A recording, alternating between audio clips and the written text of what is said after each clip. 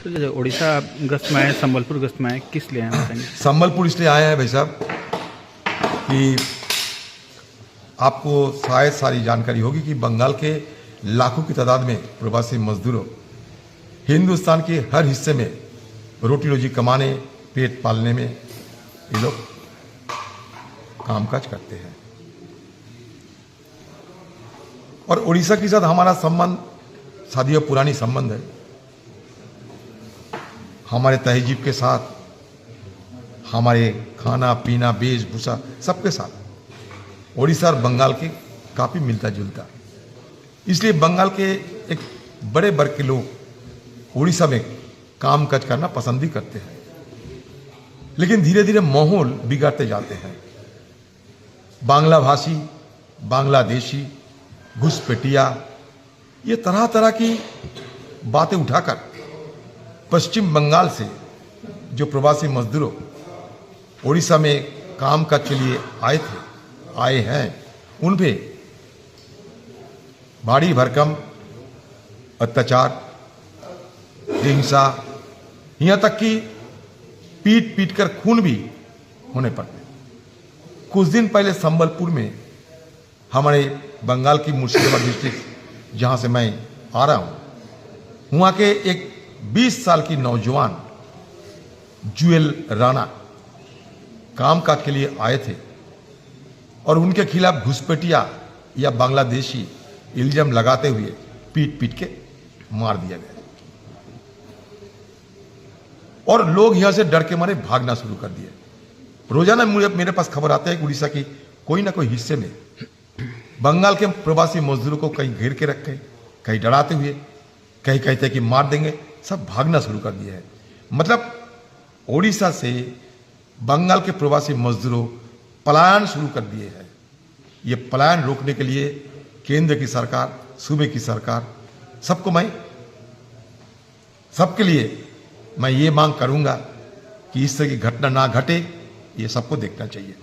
जब हमारे देश के प्रधानमंत्री कहते हैं सबका साथ, सबका विकास, सबका प्रयास, सबका विश्वास, तब मैं इसलिए प्रधानमंत्री जी के पास भी गए थे कि आप जो नारा देते हैं उनके मुताबिक जमीनी हालत नहीं बदली और इसके चलते उड़ीसा में इस तरह की घिनौनी घटना घटी है, जहां पीट पीट के एक नौजवान को मार दिए गए कि घुसपैठिया है, यह बांग्लादेशी है। बांग्लादेशी और बांग्ला भाषी में फर्क क्या है, अंतर क्या है?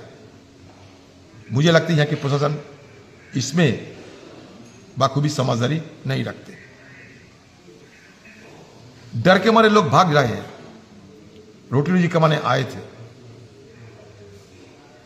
तो यहां जिम्मेवारी नहीं बनते, फर्ज नहीं बनते सूबे की सरकार और इस इलाके के प्रशासन को जी इन लोगों को एक सुरक्षा के माहौल बनाते हुए फिर दोबारा काम काज के लिए यहां बुलाया जाए।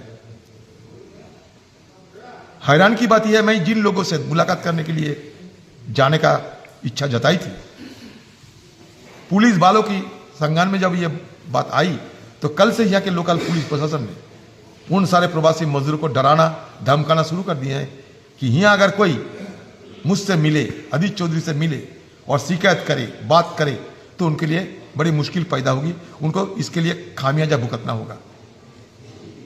इसलिए उन लोगों को डराया जाते हैं। डर के मारे मोहल्ला खाली कर दिए हैं। वो यहाँ के जो कॉन्ट्रैक्टर है जिनके अधीन ये प्रवासी मजदूर काम करते हैं, कॉन्ट्रैक्टर ने इन लोगों को कह दिए हैं कि अगर अदित चौधरी से मिलोगे तो मुझसे कोई काम नहीं मिले पाओगे। अगर प्रशासन इस तरह के धमकाते रहे, डराते रहे तो हम जैसे लोग ये मजदूरों के साथ मिलेंगे कैसे? और हम तो यहाँ कोई दंगा करने नहीं आए, कोई दहशतगर्द करने नहीं आए, हम तो यहाँ कोई आंदोलन करने भी नहीं आए। मैं इसे मुलाकात करते हुए, इन लोगों की बात सुनते हुए सारे प्रशासन की संज्ञान में रखने की कोशिश करेंगे। इसलिए एसपी संबलपुर के साथ अपॉइंटमेंट भी मांगे हैं, अपॉइंटमेंट भी मैं मांगा है, क्योंकि सारे बात उनको पास रखूंगा, क्योंकि ये उनकी फर्ज बनते हैं, लोकल प्रशासन की फर्ज बनते हैं कि इन लोगों के लिए सुरक्षा मुहैया करें। मैं धर्मेंद्र प्रधान जी से भी बात करूंगा अगर मौका मिले। मैं प्रधानमंत्री जी की संज्ञान में ये बात रखे हैं, अगले तारीख फिर दोबारा रखने का कोशिश करेंगे अगर इस तरीके की माहौल यहाँ बनते रहे।